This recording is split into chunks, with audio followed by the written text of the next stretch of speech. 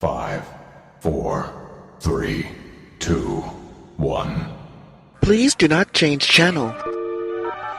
From Krypton Radio, brought to you by Famous Faces and Funnies and Off the Chain with Yvonne Mason, it's the Hanging With Web Show Radio Hour, the Internet's premier pop culture talk radio show. You're tuned in, you're logged on, and now your hosts, GW Pomichter and Christian Basil.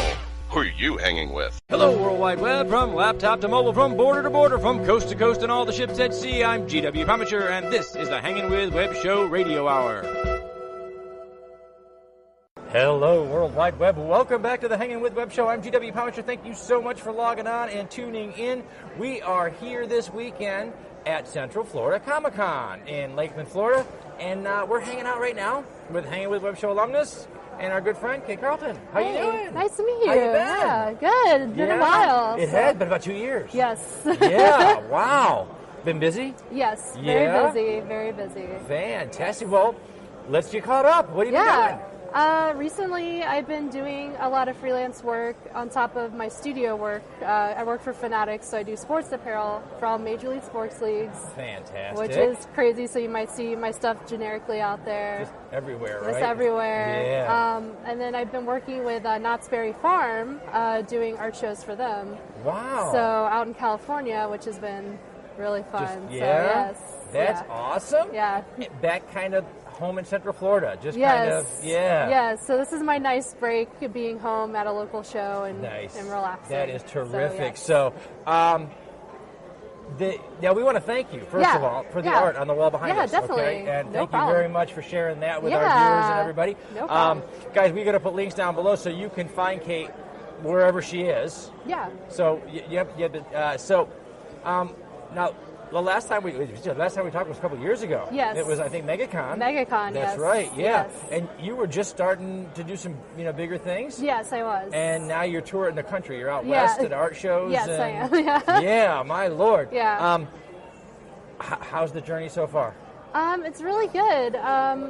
Just getting to work at home when I can, and then traveling out west and doing some shows out there. Mm-hmm. Getting to see my art in a theme park is pretty awesome. That is pretty neat. Yeah. That's just kind of walking. Oh, look at that. Yeah. Yes. So that's been a dream of mine because I'm obsessed with theme parks. So Yeah. so hopefully it'll get me at my We're dream. Central Florida people. Of Yes. course we're obsessed with theme parks. It's in our blood. It's what we do. That's right. Yes. You guys go to the playground, we go to Disney. Yes, pretty much. That's what happens. So I understand behind the camera you've got some pretty exciting personal news. Yes, I do. Yeah. I'm not doing as many shows this year because I'm getting married to Josh, which I know he's been on your show. Awesome, yes. Yes, so we are getting married, and Congratulations. yeah. So we're going to do that. And, That is awesome. we want a honeymoon in Japan, so hopefully it'll give us some inspiration. Well, that's not bad. Yeah. Honeymoon in Japan. Yeah, That's pretty good. When's the big day? Do you have dates set yet? It's going to be in the summer. Okay. We don't have an exact date just because we're trying to fine-tune some stuff with the venue, but it's not going to be a big wedding, more like family, small event. But Well, congratulations. Yeah, that is hopefully. awesome. Yes, thank you. That is absolutely awesome. Yes. See, we love keeping up with our artists, seeing what Yes. they're doing. Her career's going great. She's getting married. Yes. Life is good, Yeah, huh? it's going pretty well, so That I can't is complain. really, really, really cool. All right, so I'll tell you what. Let's remind all of them. Yeah. That way they don't have, because they click around and they get lost on the Yes, internet. of course. Okay, we don't have to go back to that first interview. Let's remind them a little bit about the art that you do. Yeah. What is your preferred medium to work in? I actually have two preferred mediums. I like Okay. to do digital, and then Okay. I also like to do watercolors. So Watercolors and watercolors digital. is really fun. Okay. I do that, and it's kind of good to have both because doing the T-shirts, you need to have the digital designer aspect. Yep. And then when I do the trading cards and stuff like that, more traditional work is good as well. Okay. So What are your favorite subjects? my favorite subjects. Oh Yeah. man, just in general or Yeah, what's the stuff when you sit down to do stuff? Now, I know to when draw. you're doing stuff for clients or when you're for Yeah. the league or whatever. But my own. But your favorite? What do you like to sit down? What are your favorite subjects? Going back to theme parks, I love doing Disney stuff. Love doing Disney I love stuff. doing Disney stuff. I love Game of Thrones is my obsession right now, especially with the last season coming Yes. up. So, yes. That's my main obsession. Did you catch that teaser they just dropped? I did. So my favorite is Jorah. So I'm really excited. Like, they did like a little snippet where they show Sansa talking to Daenerys, and he's Jorah's there. walking into He's there. Winterfell. Yeah. So, yeah, I'm hoping, like, he's an underdog to me, so I'm hoping he You know ends what? it all right. Yeah, me too. Yes. I don't think there's going to be a lot left. No, I don't there's think they're going not. to leave us with a lot left. No. No. Have you done any Game of Thrones art? I have. You have? Yeah. I have some at my booth. I have a Jon Snow piece that's really sad, of course. You got to make him really sad. Because he's Jon Snow. And I have my little fanfic of Jorah and Daenerys together. So that's my thing. Nice. Gotta do it. You know, that's one of those great on-screen pairings. Yes. That there's the part of your mind that's just kind of idealistic. You want to ship them. Yes. At the same time, you know it's George Martin. Yes, I know. There's no point in he that. He wants to crush my dreams. I know he does. He wants to crush. He does. And he's got a list at home. Yeah. It's like, make sure Garrett doesn't get that. Make sure, he's got a whole fan list. He's like, okay, scratch that one. Scratch that one. Yeah. My favorite meme on the internet was last year after the episode The Door. Yes. And then, of course, everybody was getting ready, and they had the big meeting in King of the North. Yeah. And little Lyanna Mormont did her speech. Yes. And there was a meme online, and it said, "Oh, everybody loves Lyanna now." Yeah. Okay. Marked. I was like, oh, no, you can't. Oh, yeah. But they can, and they will probably. They probably will. Yeah. So are you still working with Josh a little bit? Yes, I am. Doing Face Beast and stuff? Yeah, we do some comics when we can. It's a lot of work, so with my schedule, it's a little harder for me to draw the stuff he wants me to. But he's actually started his own pen business doing... He inspired me. Look, I got the whole beard this Oh, time. nice. Yeah, look at that. He'll be very impressed. See? But, trying to keep up with the Face Beast. Yes, it's hard. But he does.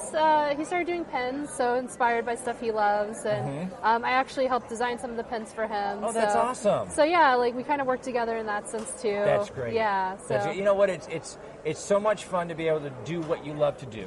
Yes. And to have a professional life that's going well and a personal life that's going well. But the fact that you guys get to collaborate and work together and do what you both love together, that's amazing. Yeah. That's a blessing and a gift, and it is awesome.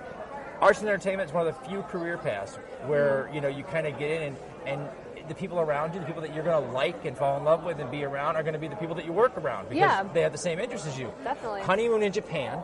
Yes. Wow. Okay. So as you get ready and you're thinking about the things that you want to see in Japan. Yes. Anything particularly that you want to see? Maybe something that you could paint later, or something you can, something you really want to.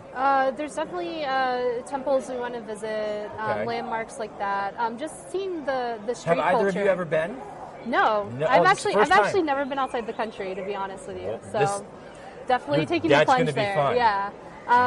But we like games too, so seeing the gaming culture out there. That'll be really neat. They still have like arcades and some crazy games out there. I just love how weird they are too, like with certain games and like advertisements and. It is. It's interesting. My son majored in Asian language and culture, and he spent a year in Japan teaching. Oh, cool. And but before that, as far back as junior high. Yeah. He was always interested in that culture. And so I remember he did a paper once on the culture of Japan following World War II and its influence in things like manga art and anime. And really just watching the phenomenons grow from the westernization of Japan and how they took their westernization and sort of easternized it. Yes. And it kind of goes back around again. And so much of what we celebrate at our conventions comes from them now. Oh, yeah. It's an amazing thing. Yeah. And I think you guys are going to have a blast. Yes. We hope so. If you don't leave there inspired, you didn't see enough. I know, we didn't. If you're not inspired yet, tell them, look, we got to take one more week. Yeah, one more week. One more week. You got to have that, right? So current project or commission that you're working on, anything special? I'm still doing more stuff with Knots, so they actually contacted me recently for another show coming up. Awesome. They have a boysenberry festival, so my art will be there if anyone's going out there. Awesome. I've been doing some art show galleries in California as well. Oh, wow, great. It's called Bubble Pop Gallery. Bubble Pop Gallery. Okay, we're going to look that up, put links down below so people can find that. Yes, anyone who likes conventions, we do kind of fan art-themed shows. So that's awesome. Anything you love will be, like, the next show is Princesses, actually, so I did a Disney Princess piece. That doesn't suck.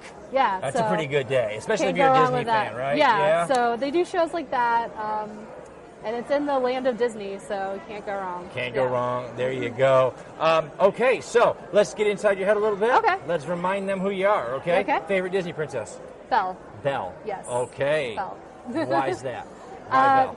Just because she's very, I think she's smart with the books and everything, very intelligent, and I like how she's more down to earth. She's not super, like, glamorous princess. I think Belle really gave us the first strong princess, as it were. Mm-hmm. Up until then, I think, and it's not a Disney thing. Yeah. It's a kind of going with the times thing. Yes. So earlier princesses tended to be damsels in distress. Yes. And by the time we got to Belle, we finally got one that was not in distress. No, yeah. In fact, she was right where she wanted to be. Yeah, in harm's way. She made the choice to be there. Exactly. So it was a great thing. So. And yes, behind the camera they want me to run. Beast has the ultimate beard. He does, everywhere. It's kind of actually probably, I levitate towards Belle because it kind of reminds me of me and Josh, because Josh is kind of like a beast, I guess. Because the last time we went to Disney Park, we met Belle. And then she said, "Oh, is your prince in transformation too?" Like he's in mid-transformation. I was like, "Yeah." Nice. Yeah, pretty much. Very, very, very cool. We got to wrap it up, folks. We could hang out with Kate all day long, but we're gonna hang out with y'all in just a little while longer. Right now, we want to thank our partners and our friends. We want to thank Something Unique Magazine, Famous Faces and Funny, Space Ghost Comics, J. Bauer Art, Celestial Healings, Krypton Radio, Radio.com, and Pound the Grape. We also want to thank our great artists for coming on the show with us and hanging out with us. We want to thank Kate for her piece. We want to thank Benny Powell and Markiplier for sharing the White Widow piece with us. Thank everybody that's watching the show. Remember, subscribe, log on, tune in, and see who we're hanging with next. Famous Faces and Funnies in Melbourne, Florida is leading the way in pop culture fun. From comic books and graphic novels to Funko Pops and collector's items, Famous Faces and Funnies has it all. Rick Shea and the professional team at Famous Faces and Funnies are friendly and knowledgeable. Whether you're looking for toys, props, collector treasures, or a new comic book, Famous Faces and Funnies is your one-stop shop. To find Famous Faces and Funnies on Facebook and Twitter, just type at FFF Comics. Grab some altitude and adventure together at Pound the Grape. It's all about an adventure above the crowd. There's always something different happening there, from painting to food pairings to dancing. But one thing's rock solid, people sharing incredible wines from around the world. And if that's not what puts Lift under your wing, try their craft beer. Grab some altitude and adventure at Pound the Grape. Find more at poundthegrape.com. Poundthegrape.com. Pour a glass of adventure. Every year, tens of millions of people flock to Florida for its sunny beaches and world-famous tourist attractions. Most never learn about the strange and unusual locations just off the beaten path. From the UFOs of Gulf Breeze to Robert the Haunted Doll in Key West, learn about the myths, monsters, and legends from the dark side of the Sunshine State with author Mark Muncy and illustrator Carrie Schultz in their books Eerie Florida and Freaky Florida from the History Press. Find them at eerieflorida.com or wherever books are sold. Devarius has lost everything. His parents murdered, his sister kidnapped, and the new village he called home destroyed. The Dragonia Empire is out of control, destroying anything and everything in their path, searching for the Resistance. Devarius is left with no choice but to find the Resistance, join them, and hope he can help them defeat the Dragonia Empire once and for all to bring peace to the land of Keldroga. Dragonia, Rise of the Wyverns, Dragonia Empire Volume 1. Joanne Fisher's The Spanish Doll. Secrets in Italy? Oh yes. Her beauty strikes him like a thunderbolt sent by the goddess Venus. When Fiore is given a peculiar gift, a Spanish doll, she is thrown into a whirlwind of entangled passion, money, secrets, and love. Get swept away today by Hangin With Web Show featured author Joanne Fisher's The Spanish Doll. Available now on Amazon.com. Hello, World Wide Web. Welcome back to the Hangin With Web Show. I'm GW Pomichter. Thank you so much for logging on, tuning in. Take a second, go down, hit subscribe. Just hit it. that guy right there, man, he never listens. No matter No. how many times he watches the show, he doesn't listen. Hit subscribe already, all right? We're here. We're at Central Florida Comic-Con in Lakeland, Florida, and right now we are hanging out with artist, pencil, ink artist, Andy Price from My Little Pony. Friendship is magic. Yes. That was just a statement. Friendship Right. is magic.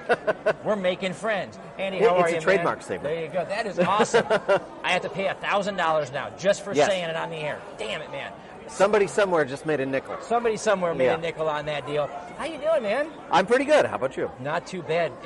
Great little show. Yes. This is a yes. nice way to start 2019. It is. It is a very nice way to get kind of a relaxing show in a beautiful, beautiful, warm environment. Yes, in so many ways right now. Yeah. Because the rest of the country is they're under snow and freezing. Right. and it's insane. We've had rain steady for weeks, and Wow. it's like living in a muggy.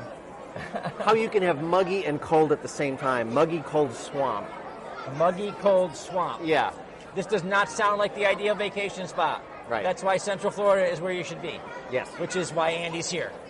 We promised him sunshine. It's still a little cold. But, we'll deal. I like to go out right around now. Right.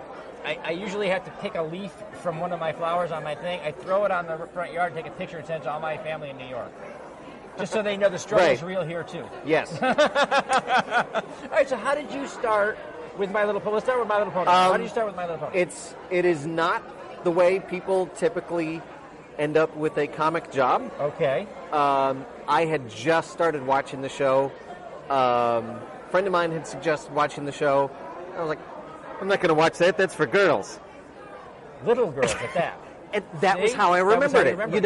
remembered Back in the early 80s when the show started, it was aimed for 6-year-old girls. And so my niece... Great way to sell toys. Right. Yes. My niece watched it, but I didn't pay attention to it. So when it came back, I was like, that's not my demographic. Yeah. And then I started watching it. I was like, this show is incredibly smart. Yeah. It does not talk down to kids. It has an incredible amount of humor. The best children's properties treat children like people. Right. Small people. Right. You know. And I just started watching it, and I was at a convention in Chicago, and somebody actually requested a pony drawing. Okay, I've just started watching it. And a friend of mine that I've been working with for a number of years came by the table when I was doing this and went, "You drawing My Little Pony?" And I was like, "Yeah." "Would you like to work on the comic book?" What? Yeah. And she had just started watching the show. My friend Katie Cook, and she got on Twitter and said, "This is a great little show. I think there should be a comic book of it."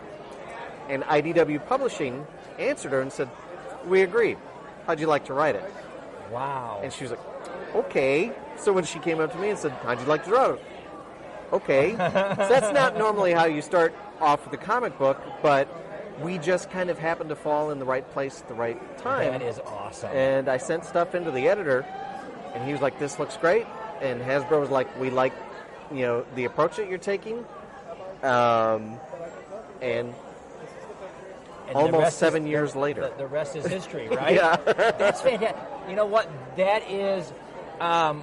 that's a great story, especially for a lot of the creative artists that are out there that are looking to get started. They're like, I don't know where to start. I don't know, hone your craft, learn your craft. Right. Get out there where the other creative artists are. And that's the big part of what it I mean? is get out into the creative communities, because a lot of this industry is talking to people in the industry and getting your face known.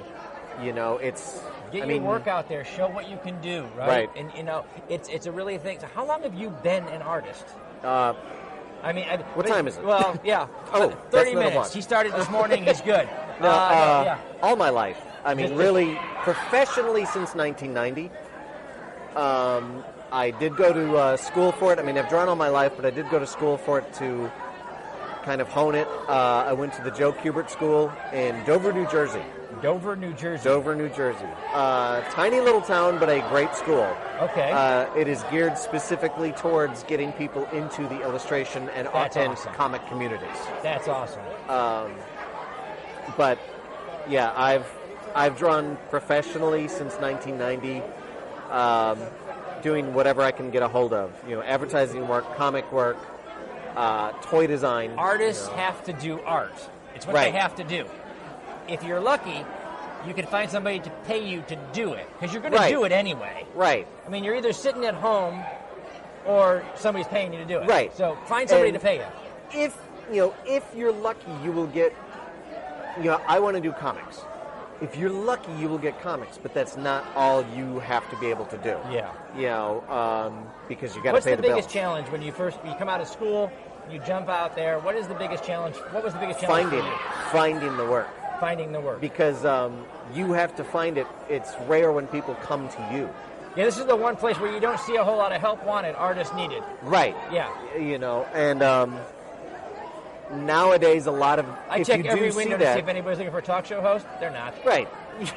You're not. I tried Walmart 3 times. They're like, we don't do that. You're not going to look in the want ads and see, comic inker needed, or It's so you have to dig here. for it. You got to come to these shows. You got to be out here and doing what you do. Yeah. Because they don't just want to see you; they want to see what you do, what you exactly. can do.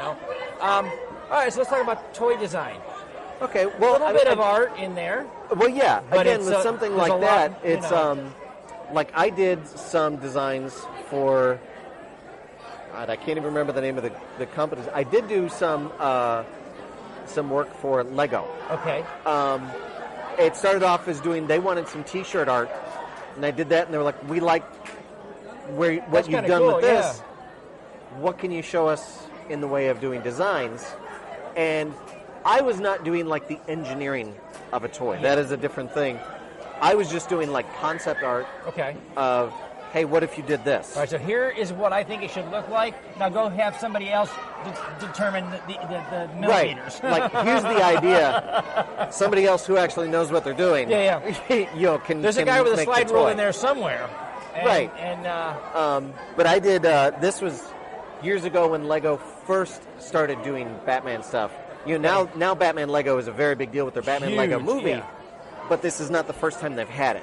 Okay, yeah. This was years ago, and I did a lot of toy design, T-shirt designs that ended up in like Spencer's Gifts and Walmart, which is really weird to go into a store. And see your stuff.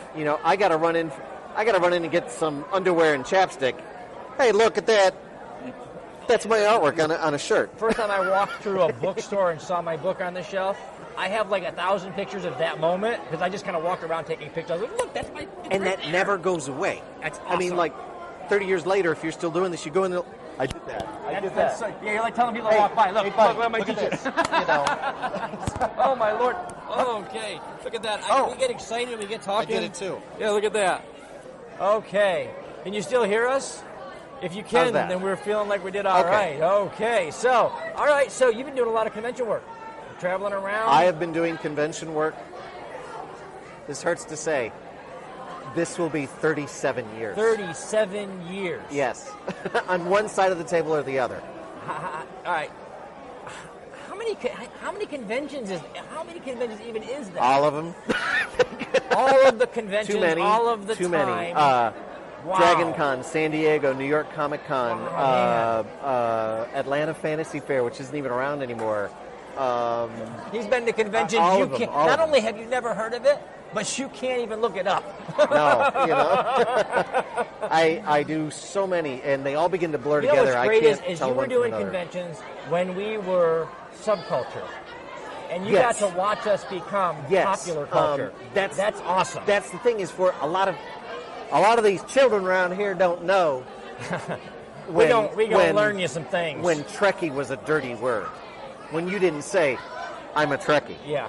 Now it's almost expected that you know something about Star Trek or Star Wars or whatever. It's just in our mainstream. There was Cosplay Michael's out front here. He was taking pictures as Captain Mal from Firefly. Right. There was a young man, a teenage boy, and his father were walking by. And the teenage boy looked at him and said, hey, how you doing? And Michael went, hey, how you doing? And the dad looked over and went, who's that? And the kid looked at him and went, oh my God, Dad, it's Firefly. It was like, oh my God, what are you doing in this room with me? Don't talk anymore. And think about this, like how old was that kid? That kid was 15, 16 years old, and that show's been off for 13 years. That show has been off for as long as he has been alive. That's it. And it only ran for a season. One season. Yeah. But in this room, it's, you know. Right. We know that it is part of our culture now. Yeah. I mean, we carry around phones every day that were born from Star Trek. Yes. You know, it you is. and I both had. Remember, we had the phone that actually flipped out like a Star Trek phone. Remember that? Yeah. But yeah, I remember when this was, you had to dig around to find a convention. Now there are multiple shows every weekend across the country. We used to fit into a ballroom. Yes, remember? a hotel ballroom. That was it. You were yeah. done. You had your used book dealer, you had your bumper sticker dealer, maybe somebody had swords, and there were like old toys like a flea market. That's right. And you had the masquerade. You didn't have people walking around in best cosplay. Con moment. Stands out in your mind. My best con moment, we would be here for a while if I was to tell you the best one. But at every show it is getting to meet fans overall, especially getting to talk to kids because, you know, like the song said, the children are our future. And they're gonna take this forward. They are. They're gonna take it. We took it from subculture to popular culture. Right. When you look at all these artists and all these young artists and they are taking it from just pop culture to mainstream culture. Yeah. They're affecting the world around them. Yeah. With the art and with the new stuff that's coming up, it's amazing to see. It right. really is. You know what? It's cool. Like you said, when you first got into My Little Pony, it seemed like that was like for 7-year-old girls. The more you learn about it, the more you do it, right. the more you realize there's an adult audience here. It is, and they love My Little Pony. There is there is just as large of an adult audience as there is a kids audience with My Little Pony. We don't like to call My Little Pony a kids comic. We like to call it an all ages comic. That's awesome. Because there is humor in there that might fly over Junior's head, but Dad reading it to him was like, I see what they did there. See, yeah. You know, but it's still entertaining for the kid at the same time. Right. So Dad gets that joke. Right. Junior gets the next joke. I like to compare it to the 1966 Batman. Oh, okay. Because, and you might think that's an odd comparison, but the 66 Batman was adult humor. There's a lot of double entendre. There was a lot of double entendre, and there was a lot of, you know, the whole thing was we're going to take this ridiculously outlandish situation, present it to you seriously, so serious that you can't help but laugh. But a kid is looking at it and they're like, look at the colors, look at the action, look at the gadgets. And with My Little Pony, a little kid, especially a very young kid, is attracted by the colors and the animation and the silliness. And an adult is watching and is like, they just made a David Bowie joke. There's a satire. They just made a train spotting joke. There's a satire there. Yeah. And the 60s Batman was very good at, they were very good at that. There were a lot of, especially time relevant. Yes. Satire in there, whether it was the dancing, whether it was the language, whether it was the individual gags. Right. Nothing there to keep me busy at 7. But also nothing there to keep my dad going, hey, that was really funny. Right. You know. So. All right, she's going to wave that card on us until we actually say goodbye to some people. Okay. So we're going to thank our partners and our friends at Something Unique Magazine, Famous Faces and Funnies, Space Coast Comics, J. Bauer Art, Celestial Healing, Scripton Radio, Radio.com, and Pound the Grape over in Melbourne, Florida. Thank you guys so much. Those are the people that share these videos all over the World Wide Web. We hope you will, too. We're going to put links down below so you can find Andy, My Little Pony, all kinds of art from Andy. So look at those links, click on over and say hello, but first subscribe. Remember, log on, tune in, and see who we're hanging with next. How you doing, everybody? This is KG Bethlehem. I'm an author of a new book called Certain Moments of Time. It's a collection of short stories. These short stories range from post-apocalyptic, dystopian, anti-utopia, as well as general fiction. You can find Certain Moments of Time on sale at Amazon.com, where you can purchase the ebook format as well as paperback format. You can also purchase it at Lulu.com, paperback format, and will be on sale soon at BarnesandNoble.com. From some of today's best-selling, award-winning authors comes 22 page-turning tales, Cursed Lands. Cursed Lands will lead you through one doomed world after another in a haunting dystopian urban fantasy. Join the courageous as they battle for survival across worlds where fae, vampires, angels, witches, and more roam freely. Cursed Lands is coming soon on Apple Books, Kobo, and Nook. Pre-order your copy for just 99 cents today. Now on Amazon.com. War Calls, Love Cries, a Civil War novel by Mark Berry. Isaac Wells is an innocent farm boy living in upstate New York. His dreams are shattered by a treacherous brother and the onset of a devastating civil war. War Calls and Love Cries is a fast-moving historical narrative. It is an emotional roller coaster ride and a riveting must-read book that you will think about and talk about for a long time to come. War Calls, Love Cries is the kind of book you will cherish for a lifetime. On Amazon.com today. From author Sherry Rensler comes the Evening Bower series, a prophecy from the lost city of Atlantis, a pairing whose union will change the future. Magical creatures, prophecy, destiny, and love collide in a new kind of romance. It's Sherry Rensler's Evening Bower series, a haunting and compelling tale pulled from humanity's lost histories. Begin the adventure with time and blood on Amazon.com today. Forever is only the beginning. Murder by the Gods from author William G. Collins is available today. Murder by the Gods is a mystery thriller set in the glorious past of ancient Egypt. When the son of the Scorpion King suddenly collapses after receiving a mysterious threat from the god Seth, the prince is convinced it is the gods who are trying to kill his family. Murder by the Gods is filled with adventure and romance in a kingdom that would become known as the Land of the Pharaohs. Murder by the Gods from author William G. Collins is available on Amazon.com today. Hello, World Wide Web. Welcome back to the Hangin' With Web Show. I'm GW Pomichter. Thank you so much for logging on and tuning in. Make sure you take a second. You right there. Go ahead, hit subscribe. Yep, bang. Just like that. Hit the little bell right next to it. You can come back over and over and over again. We've got authors, artists, filmmakers, musicians, creative minds of all kinds. We are at Central Florida Comic Con all weekend long, and right now we are hanging with author Naomi Muse, the author of Hell and Earth. Yes. Hell and Earth. Don't get no better? Well, it's pretty good. It's fun. All right. So, Hell and Earth. All right, tell us about Hell and Earth. It's the full series, so it's 3 books. It's Okay. Hell with Dick and Jane, Topside with Dick and Jane, and then Rain with Dick and Jane. So basically, Jane is the main character. Okay. She's half demon, half human, and her mom's a witch. So she doesn't want anything to do with hell. It's too much for her. All right, then. Until her father, who happens to be Lucifer, calls her and asks her to come back down. Someone's trying to take over. So she doesn't want anything to do with it, but he's her dad. What you gotta do, you gotta do. You gotta help your dad. Yeah. So she goes down there, lets her horns fly, and tries to find out who it is. And in book 2, she's found out who it is, but gotten expelled from hell because it wasn't who she thought it would be. So that's Topside with Dick and Jane. So they're trying to figure out how a demon who's never been on Earth can manage. Spoilers, not well.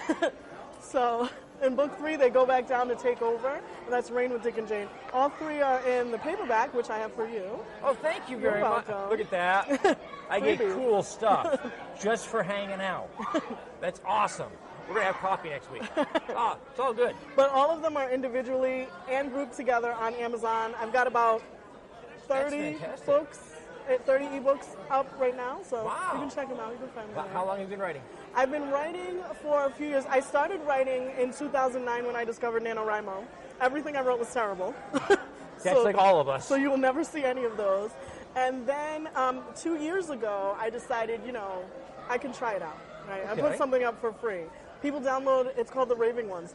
It's about 1,500 words, so it's that long, but people download it every single day. That's fantastic. Yeah, so I figured if they like my free stuff, they might pay for the longer stuff, and they have. So I have a few series and a lot coming this year. And That's awesome. Yeah. That really is. And so this is Hell and Earth book. What else? What do you got coming this year? What series? I'm continuing the Witchy Bakery series. Witchy Bakery. Yes, there's 3 books out right now. Cupcakes, sensing a Cauldrons, and theme. Cadavers I'm is the sensing a first one. theme here. Yes, those are like cozy mysteries. I do.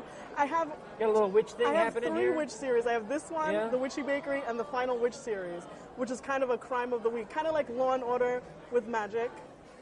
So I I've like seen that the one. ending of some of those Law and Orders. I think they had to do magic. Just saying. Yes. So, wow. So what drew you to this genre? What do you like I about just writing like this to stuff? read it, and it's fun. If you get stuck in something more serious, like romance, that you got to work their way out of it. And these, magic. You Bang, magic snap your way out fingers, of them. We're done. Yes. That's right. That is, for you, those of you out there in the writing world, it is paranormal writers and science fiction writers. We invented the MacGuffin. Yes. Because when in 100%. doubt, poof, baby, done. That's how you do that. So, as a writer, writing paranormal, writing witches and demons and really fun stuff. Do you have an interest in the subject matter? Do you do a lot of research for your writing? I do research. I kind of nerd out on these things. Pinterest will lose you forever. But I go down that black hole. Apparently, y'all are really demonic over there. You will go down a black hole. So I do look at things because I don't want to get too specific. There are spells and things you can get online. I don't want to put any of that in there. Just in case. Don't. Even if you don't believe in it, just don't mess with it. Boom. Just don't mess with it. So I do research, and I do. People from New Jersey might not like this, but if you drive down 95, there's a smell. I know that it's a landfill, but it's a hellmouth in my book. So that explains the smell. Landfill, hellmouth, really, really close. I'm telling you. Anybody that's no, just saying. And we're in Florida all the time. So on our part of 95, we have the river. Yes. It smells a lot like a landfill. Yes. Hellmouth makes perfect sense. Just saying, especially in the summer, August heat. Yeah. Yeah. It's a bad scene. And in the Final Witch series, I do a little more research because some of them are based on really strange unsolved crimes. For example, there was one I just read. I wrote The Final Show, which is about someone who died, and she was completely burned from here down, but from here up, fine. And it was a true story, but no one knows how it happened. So I was like, well, obviously magic. So obviously. She solved it. I love the way you describe your work. Thank you. Because you described it's paranormal, but you described it as mundane topics with a paranormal twist. Yes. So you took Law and Order, for example, I love the fact that you can see the mundane in the extraordinary. We tell our audience all the time. If you're a journalist, you tell the facts. Yes. If you're a writer, you tell the truth. Mm-hmm. Finding the human truth inside of that. And real the human truth inside the mundane is threatening to people. And if we a lot want of to the talk, real stuff is scary. If we want to have a dialogue on race in the mundane, everybody's on their hind legs. Absolutely. I'm not this, or I am this, or I am that, right? But if we put a little green polka-dotted alien next to a witch in New Orleans somewhere, nobody's threatened by that, and we can tell the same story. Yes. We can get inside the human condition there. You're right. What drew you to doing mysteries and those kinds of stories? What draws you to that? I love true crime stories and weird unsolved things. Like there's a lot. Like people who are burned from here down but not up here? Yes. And there's a lot of like strange disappearances, kidnappings, or just weird injuries. Like in your neighborhood or just in general? No, well, I live in Florida. Right. So Florida man is real. Yeah, a little bit, yeah. Yes. But no, there's a lot of that. And I always found myself just storing it and saving it and reading about it and giving myself nightmares. So why not pass that around? Sharing is caring, See, look, witches and demons. Oh my! I was supposed to be a third one in there. Never mind. So what's coming? We already talked a little bit about what the story's coming next. What's that called again?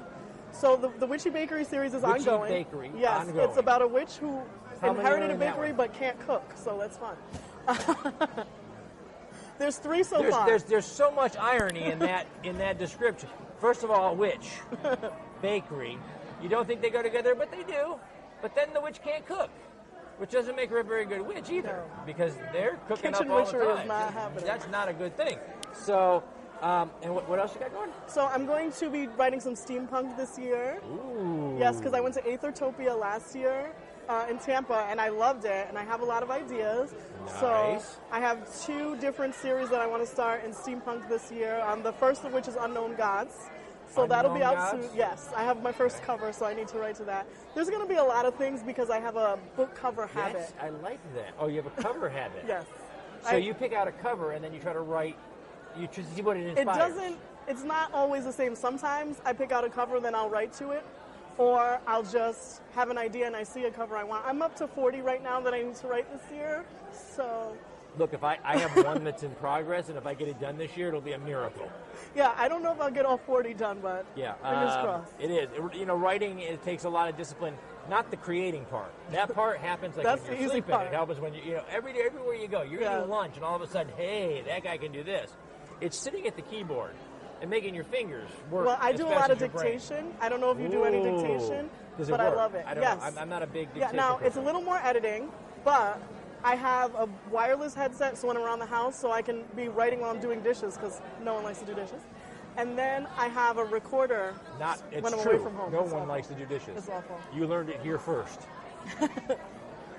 Okay, so writers have things that inspire you. So is there a place around the house? Is there a particular writing ritual that you have, something that's kind of got to fit into the niche for you to get creative? No, I can pretty much get in the flow wherever I am. She can write doing dishes. Yes, I have a tape recorder that I keep in my purse just in case the mood hits me and I want to block out a scene, because my dictation software transcribes too. So I can plug it in when I go home and all my words are there. And you'd be surprised what you can do in a commute. Wow. So yeah. I don't have a special place, no. That's awesome, though. So how you doing? What are readers saying? Well, actually, the Witchy Bakery book is selling more than these books, so buy my books. Because there's a lot of us out there that can't bake. Yeah, yeah. So that one's selling really well. But the readers seem to like my stories, so I'm a fan. I'll keep writing as long as they want them. I want to branch out into different subgenres. I got some ideas about Pegasus, alicorns. We'll see. I want to write everything. I love that. it. That is really, really awesome. Oh, yeah, that's a good one. I didn't think of that one. Behind the camera, they're thinking of stuff while we're chatting. Apparently, they want to work today. Okay, so witches, traditions, customs, things like that, okay? They want to know back behind the camera, does your witch have a familiar? Jane does, but there are no pets in hell. So to work around that, she does some spell work to make her dog a stuffed animal named Blaz, and she can turn him back. Familiar is a stuffed animal. He's an actual dog but he has to appear as a stuffed animal in hell, because there are none. In Inferno City, that would be a giveaway. Because all dogs go to heaven. Did you people see Disney? Exactly. Yes. See what I did there? And the Witchy Bakery we should get paid for that. Also pitch. A dog. I don't know why I do dogs, but a lot of dogs. Yes, and his name is Angelo, and he has his own spin-off book too called Jack. Angelo the dog. Yes. Familiar dog has a spin-off series. He has a spin-off book. It's not just a series book. Yet. It's not a series yet. But he's she said yet. The most she's got popular. 40 books she's writing. You never know. Angela may get a shot. I have a problem. We're addicted to words. Words are good. Where can people find you up the road to get a signed copy, whatever? Are you doing more conferences, cons? I am, but I would have to look into it. I think I'm doing one in Orlando in the summer, but I have to look at my schedule. You can always check my website, catchamuse.com, and my Amazon author page. I put my events on there too. Awesome. So there's more stuff coming up. We're going to throw links down below so that you can find Naomi Muse online. Check out Hell and Earth. Check out Witchy Bakery. Yes. And so many more. Just Naomi, Muse. Yeah. You see what she did there? Muse. Yeah, and my website's catchamuse.com, so you can't What's miss that? it. Catchamuse.com. Catchamuse.com. You can't forget that. No. Okay, fine. Flash with a little card. I got to shut up, whatever. Some Unique Magazine, thank you guys so much. Famous Faces and Funnies, thank you. We love you guys. Space Coast Comics, Jake Estrada, David Grace, and Chuck Fresh. We love you guys over at IndieCon. Jay Bauer Art, Celestial Healings in upstate New York, Krypton Radio out of LA, CBS's radio.com, and Pound the Grape in Melbourne, Florida, as well as our great new friends here at Central Florida Comic-Con in Lakeland. These are the people who share these videos and help us talk to these great creators all over the World Wide Web. We hope you'll be one of them, so hit subscribe, come back over and over again, log on, tune in, and see who we're hanging with next. From the imagination of author Kevin J. Kessler, the Rosinante dragons are no more. They have fallen into the obscurity of lore. Now warrior Valentine Beret and Seraphina, a magically gifted princess, are on a mission to save the world of Terra. Together they must face the Rosinante legacy and combat the greatest threat their world has ever known. In the end, who is stronger, the man or the dragon? Find out in Kevin J. Kessler's The Rosinante series on Amazon.com today. Best-selling and award-winning author of true crime and crime fiction, Yvonne Mason is back with a brand new book, The Pink Canary, a book that delves into the life of a drag queen and a marvelous whodunit. You can find this and all of Yvonne's other works on Amazon.com, or find Yvonne Mason on Facebook and Twitter. He's gonna kill me. Buy your copy of Pink Canary now. The Right of Wands. One boy, one right. and a world of deadly secrets that could change the course of history forever. It's time for The Rite of Wands by Mackenzie Floor. When a horrible fate reveals itself during the Rite of Wands ceremony, Myrda must find a way to change his destiny. Forbidden from revealing the future, he is granted a wand and magical powers in order to save himself and those he loves. But Myrda is not the only one with secrets. The Rite of Wands by Mackenzie Floor, available on Amazon.com now.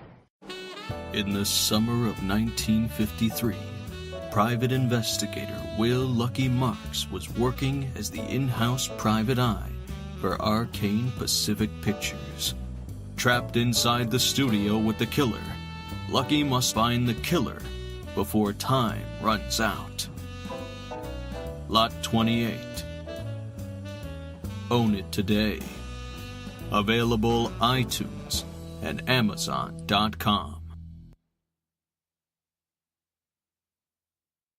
From author Julie Morgan comes this epic erotic fantasy, The Concubine and Her Vampires. Olivia Martin's sole purpose as a blood demon was to be little more than a blood bag to a vampire master. Then came Jared and his 4 brothers. Now at the center of her own vampire harem, need, lust, and blood drive Olivia further into a life she never considered possible. The Concubine and Her Vampires by Julie Morgan is available now on Amazon.com. This is Cosplay Michael with the Hangin With Web Show. I want to tell you about my friends at Embellis Effects in Orlando, Florida. They've got makeup, costumes, and props for all of your costume needs. And the team at Embellis Effects is helpful and friendly. Embellis Effects is one of my favorite places, and I know it will be yours too. I'll see you there. Or go to embelliseffects.com. And remember, cosplay is for everyone. Hello, World Wide Web. Welcome back to the Hangin With Web Show. I'm GW Pomichter. Thank you so much for logging on and tuning in. We are here at Central Florida Comic-Con in Lakeland, Florida. It's been a very good day. Not that good. That guy's, he's got a mind. He thinks we're all drinking or something. No, we're here at Central Florida Comic-Con in Lakeland, Florida. We're hanging out all weekend long. We're hanging out right now with Butch Patrick, who y'all might remember. Some of you will remember. All of you should remember. Go to Hulu. You can find it, okay? It's Eddie Munster from the Munsters. How you doing, man? Doing great. How's it going? Doing good. And another Central Florida Comic-Con. Yep, Lots of people. It is. It's great, huh? Yep. You know, it has, it's only been a few years. From the Munsters? Yeah. Well, it's 54 years among friends. 54 years among friends, right? Hey, and I know you do a lot of the conventions now, and you still got a lot of fans out there, man. It's something that it transitions generations. Well, you know what it is? It's, in my opinion, it's not only the Munsters, but it's the 60s. And that particular window from 60 to 65, 66, the shows, the family values, the nostalgia, the pop culture is just really strong. And it just keeps going and going and going. And the Munsters does have a new generation of fans now. It really because does. the kids are being turned on to it by their parents or their grandparents to show them what they watched when they grew up. It's really cool. It's something you can share. You're like, hey, this is what I did when I was your age. Precisely. I watched this when I was your age, and I got it from my parents who watched it. But I don't think. And the good news is that when they're watching it, they're sort of being treated as something without being heavy-handed. They're saying, we all sat down at dinner at night. We lived before there was, cell phones and video games, and it's interesting to see a time gone by, but yet they watch it, they enjoy it, and they don't even know they're sort of being schooled. Really, and they don't. A lot of it is you don't notice the things that you didn't have so much. Those shows are character driven, and they're based in that family circumstance so much. You don't notice the missing cell phones. No, I was very lucky. I was born in 53. I'm 65, so I caught the tail end of the 50s, enough to sort of grew up in that era. But the 60s, I worked from 60 to 72. That was a window for music, movies, television came into its own, the sitcom got legs, and it was just a great time to be around. And then, obviously the 70s and 80s, well, we all know about that. Well, you guys launched then what was subculture, and this is popular culture now. This is what everybody's doing. We talk to people out there in the world that I've been going to conventions a long time myself, but the younger people will come up and they can't believe, you mean there was a time when it wasn't packed? There was a time they put us in a ballroom. Yep. And we only took up half of that. Yep. But you guys launched the pop culture that became something, larger. They do. They say more mainstream. There's been several books out, and they consider to be 65 or 60 the best pop culture year ever. And it was kind of a transition between us. Batman had just come out. The comic book movies, Godzilla movies were still kind of hanging around.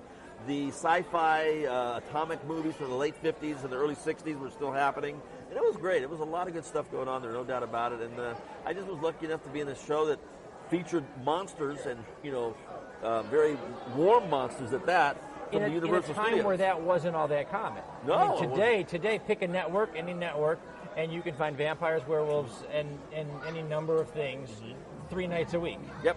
You guys were doing it. You were doing it in a fun way, in a funny way, in a family way, when nobody else was. Yeah, and nobody else since, really. I mean, it was a one-of-a-kind deal. They have remade the Munsters. They haven't remade the Munsters. I saw that on, was it Hulu? I think I saw that on. There was a pretty badly done. It's the original's the best. But what they did is you looked on paper, and it looked like, no, this show would never fly. It's Leave It to Beaver with monsters, and it's like, it worked out. And it was funny because you immediately didn't think of Herman Munster as Frankenstein. He was for Herman Munster. Really? Lovable family man, head of the household.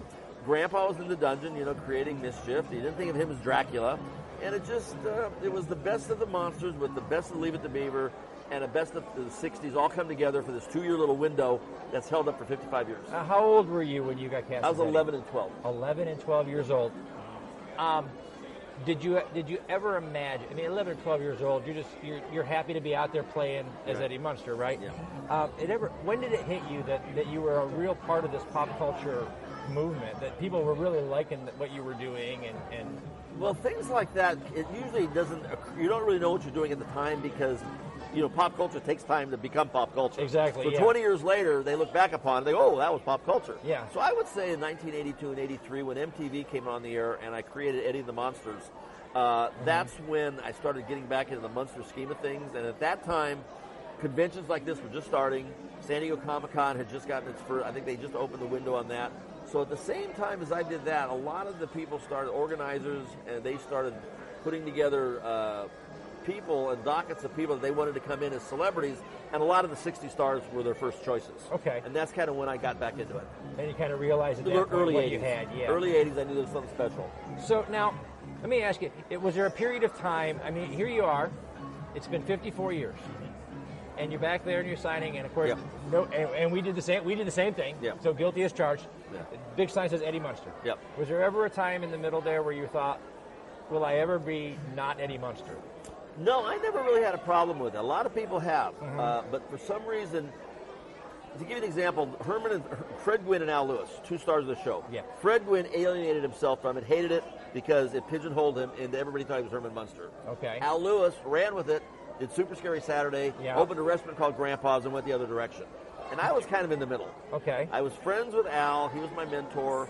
When I saw that the Eddie Munster character was so fondly remembered and that you were such a part of people's lives in a positive way, it's really tough not to enjoy it. Yeah. So when people would come to the table and just say, "Oh my God, I grew up, with you, and I turned my kids onto it, and it was such a warm family value, and you're a part of my life, and you got me through some tough times," how can you not really respond in a positive way to that? Yeah. And then what I did is I purchased the Munster cars, the tribute vehicles, because I'm a gearhead, which probably came from the Munsters, hanging around George Barris. So now what I do is I specialty tour automotive events with my cars. This is not what I normally do anymore. Yeah. We just happen to be in Central Florida. My wife lives here, and we just spent the winter here. But normally I'm on the road with my cars doing drag strips, IndyCar racing, NASCAR, that kind of thing. Yeah. That's pretty cool. So I found a really good niche for myself. Yeah, I would say that's pretty good. That, like I said, and like you said, there are 2 different directions you can go with that, and right up the middle. I stay in the middle. You can enjoy where you're at. And plus, the best part about it is, if I want to be Eddie Munster, I can let people know who I am. And if I don't, I can walk through an airport, and I don't resemble the kid that much where people recognize me. Where Al Lewis looked just like Grandpa. That's true. That's true. Fred Gwynn could never get away with that. No, he could never get away with it. Well, for one, he's 1,000 feet tall. Right, and he opens his mouth and he speaks. That's it. Done. Herman Munster is there. Yeah. That's Cars right. that make sense. Hyundai. I literally, I can remember this, and I would apologize, out there, but I was watching, we were watching with my kids, I was introducing them to my cousin Vinny. Yeah. And as soon as he's there with the gavel, and the first thing comes out of my mouth, Herman Munster. Herman Munster. Yeah. And the one line in the movie, I mean, that was the one line in the movie, what's a Ute? Yeah. 2 hours of Joe Pesci and Maria Tomei, and he says, "What's a Ute?" And that's what they remember. That's right. It was wow. So you look back at that fondly. You're 11, 12 years old. Yeah. And now you've been doing pop culture conventions. You've watched what it's become. What was your best moment back in those days? What was your best moment on set? Was there anybody you were particularly close to, or? Well, when I did my book called Munster Memories, which really started from sharing people's memories at the table, I put it together and I said, well, now to fill this out, I need to add stories from people that were involved with the show. So I got George Barris and Mike Westmore, my makeup man, and Bill Mooney, a guest star, and then I got that. Welcome to the show. I love it, man. But my main thing was when they came to me for my memory, I said, my Munster memory isn't really a Munster memory, but the Munsters was my job, and I enjoyed it. But when I had free time, a 12-year-old kid having Universal Studios at his beck and call to go explore and go anywhere he wanted to do and go see Paul Newman next door and Charlton Heston over here and get a ride down the street with Alfred Hitchcock, that was my fun. That doesn't suck. That was pretty my good. Universal memories were the back lot with McHale's Navy and Ernie Borgnine and James Drury up at the Virginian, and that was cool. Y'all going to go and Google all of this stuff right now, because I tell you, this was my Saturday afternoons as a kid in the 70s. I was a 70s kid. Yeah. So my Saturday afternoons were watching all the stuff from the 60s, because they used to put it all on the reruns on TV. And that is, just thinking about all of those guys you get to hang out with, you're 11, 12 years old, you get to run the back lot. Well, my favorite thing to do is you'd see an empty soundstage, and you'd start, they go in, there'd be a crew, and every day they'd see something built, and I'd try to guess what they were building. And I go, what, is it going to be a Western? Is it going to be a period piece? Is it going to be medieval? And pretty soon, about 3 weeks later, you see the entire thing, and then for 3 months they do that, and then they break it down, then the next month they're building something else. And this, you have 30 sound stages that's happening, so there's always something to go look for. That's fantastic. And that was my memory. So. That is awesome. That is awesome. Do you get a chance to tell stories from those days or whatever? The kids, the grandkids, anybody, what do they think? What's the family thing? Well, I only recently got married for the first time at 63. So the family thing I don't have. At 63, I dodged the bullet for 63 years. But I found the right girl finally, and but my story basically... At 63, you were just too slow to run anymore. Exactly. You slowed down just long enough, she got you. Precisely. I should have stayed in the car. Should have never gotten out of the coach. The thing is, I enjoy sharing it with people because it's literally... It's kind of like Beatle music. They were together for a very brief period of time, and yet it goes on and on. We were together for 2 years. Star Trek was on 3 years. Gilligan's Island. A lot of those really great top pop culture shows that are very enduring were short runs. They had a limited They were short run. runs. The Honeymooners, 33 episodes. Really? I didn't know that. So a lot of good stuff had very short runs, and it was a different world back then. We did a lot of shows in one year. We do a lot of episodes. Where today they do 14 or 15. Mm-hmm. We did 70 in 2 years. So there's a pretty good, meat, can of shows, and that's what they do. That is fantastic, man. Okay, you're a gearhead. Yeah. Dream car, man. I've been lucky enough to actually have some pretty cool cars that I let go, but probably a dream car would be a Hemi Cuda. Even though I never owned one, I would like to have a Hemi Cuda. Or I had a 69 L88 Vet back in the day, which would be nice to have. My Mach 1 I'd miss a lot, but I'm pretty happy with my Munster Coach and my Dragula. And I'm building another Dragula now, too, so I'll have one from the movie and one from the TV show. That's pretty cool. Yeah. That's pretty awesome. I go to a lot of shows with Ferraris and Bugattis and this and that, and it's surprising. My Munster Coach gets a lot of attention.